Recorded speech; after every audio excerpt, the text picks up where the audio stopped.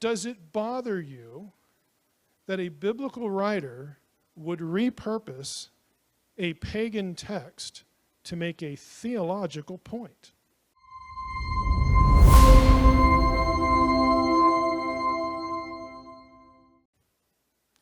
So in the Baal cycle, you have these elements right here.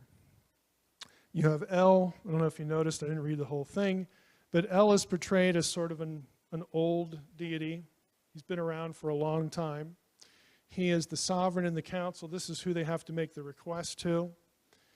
Baal defeats Yam. El bestows kingship on Baal because he wins the battle. It's a battle for kingship.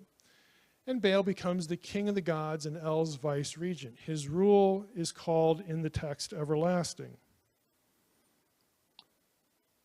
Is it a coincidence that Daniel 7, which is a divine council scene, remember Daniel 7? I looked, the thrones were set, the host and all that, because they're deciding the fate of the four beasts. Daniel 7 follows the same order as the Baal cycle, with important, significant adjustments. Ancient of Days, parallel to El, plays the El role. Ancient of Days and the council decide that the fourth beast from the sea, Aramaic for sea is Yamah, Yam is Hebrew for sea, fourth beast must be killed. The Ancient of Days bestows kingship upon the one who comes upon the clouds, who is called the Son of Man.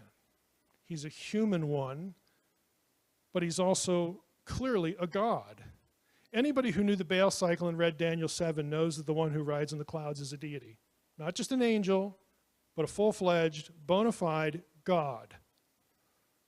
Okay?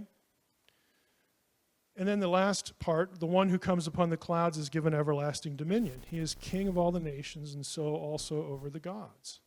Now I've gotten into Daniel 7 before, like in the two powers stuff in the book. I don't do too much with the Baal cycle in Unseen Realm. I mean, there are whole books academically written on the Babylonian background of Daniel 7.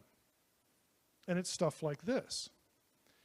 If you know the context, that Daniel 7 plays off, that Ugaritic stuff, that divine council scene, that becomes part of reading about the Son of Man as a deity. It's kind of important because who is the Son of Man? Okay, that's Jesus. That's why Jesus quotes Daniel 7 when he's on trial before Caiaphas. And we're getting a little ahead. We're going to do two powers stuff.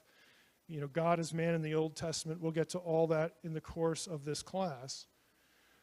But for tonight, does it bother you that a biblical writer would repurpose a pagan text to make a theological point? It bothers a lot of people.